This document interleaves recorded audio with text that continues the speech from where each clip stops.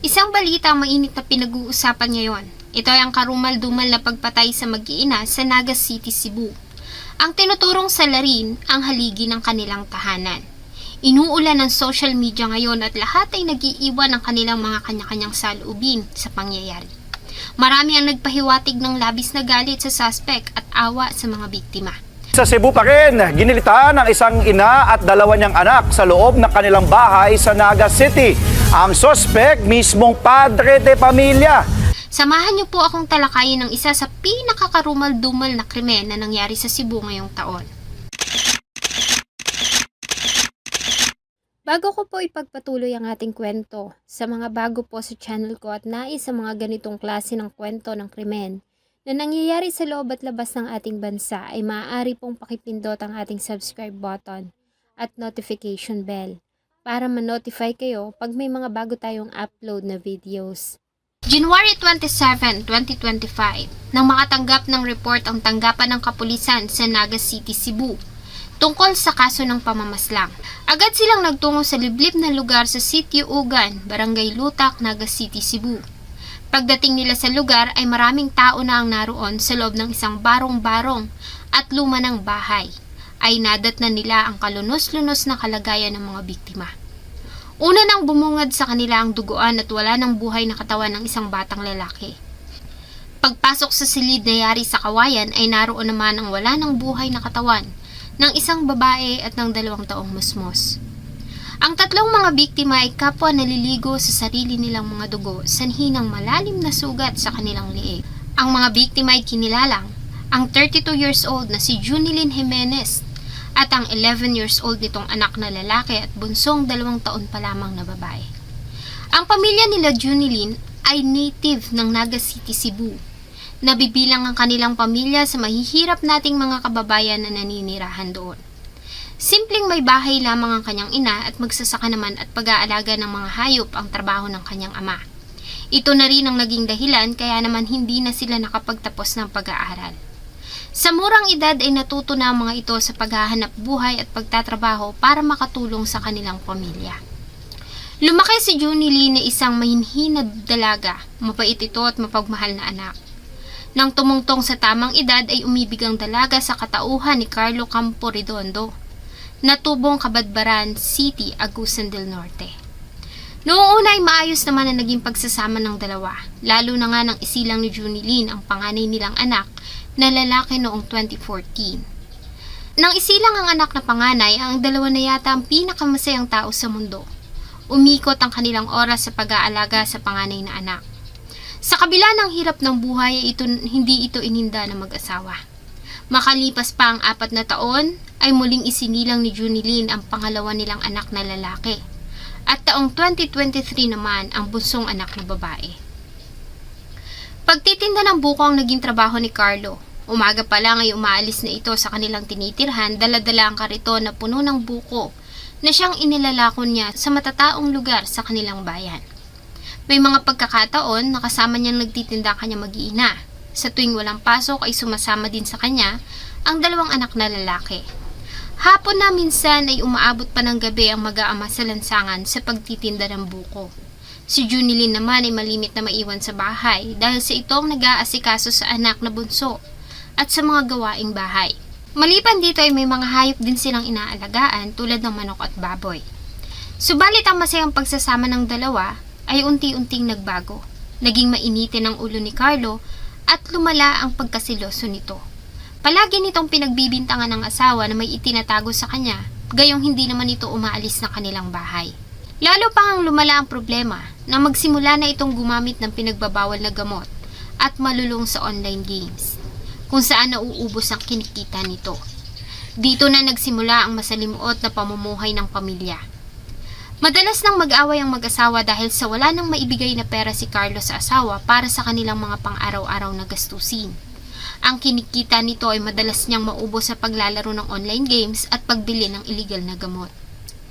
Sa tuwing magtatalo ang mag-asawa ay sinasaktan ni Carlo si Junilyn. May mga pagkakataon pa na pinagbabantaan niya mga ito na papatayin. At kung aalis sila ay una na niyang umanong papatayin ang pamilya ng asawa.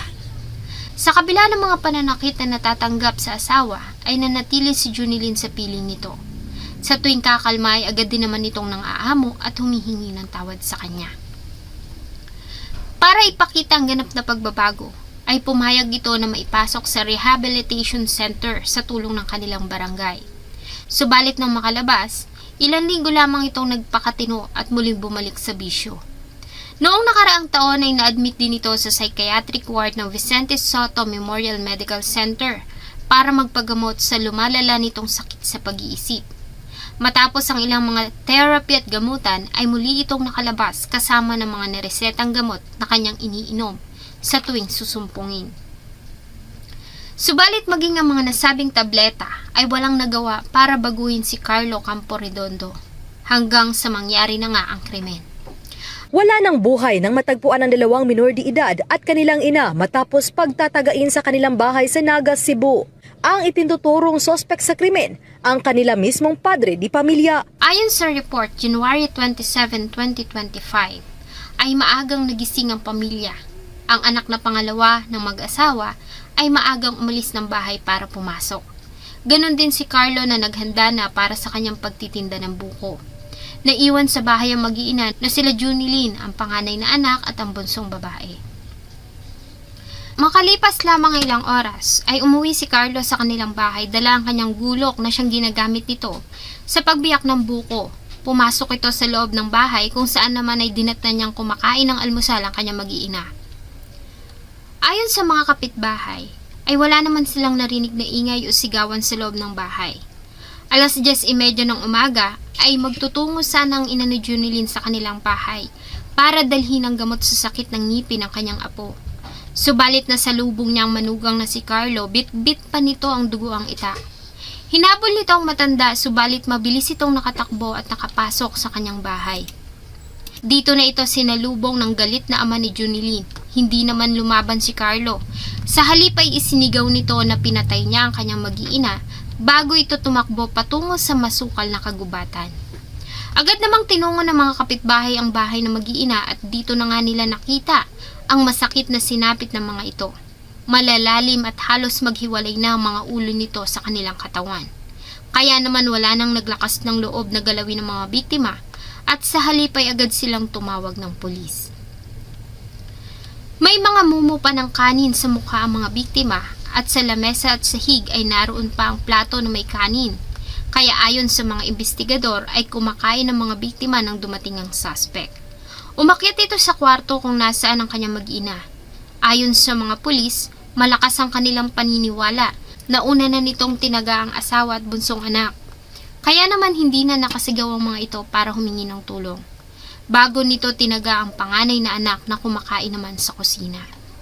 Kasama ang mga pulis, barangay tanod at mga concerned na mga citizens ay agad nilang sinuyod ang malawak at masukal na kagubatan kung saan nakitang huling tumakbo si Carlo.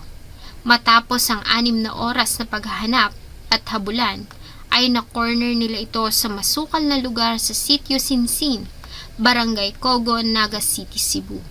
Sinubukan pa nitong manlaban sa mga arresting officer, dahilan kung kaya naman binaril ito ng mga pulis sa kanyang binte. Nahirapan pa sila sa pagbitbit sa suspect dahil sa masukal ang kagubatan at malayo-layo ang lugar kung saan umaabot ang sasakyan.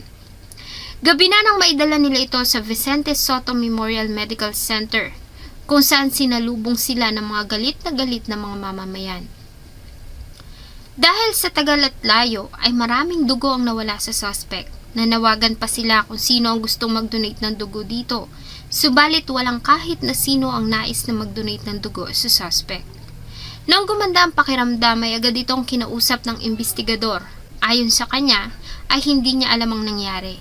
Ang natatandaan niya lamang ay uminom siya ng energy drink. Ang suspect ay kasalukuyang naka-hospital arrest at sinampahan na ng kasong 3 bilang ng parricide. Kung mapapatunayang nagkasala ay maaari itong makulong ng habang buhay. Subalit maaari naman itong mag-plead ng insanity dahil sa may record dito sa nasabing hospital ng admission noong nakaraang taon kung saan ay nakitaan ito ng sakit sa pag-iisip.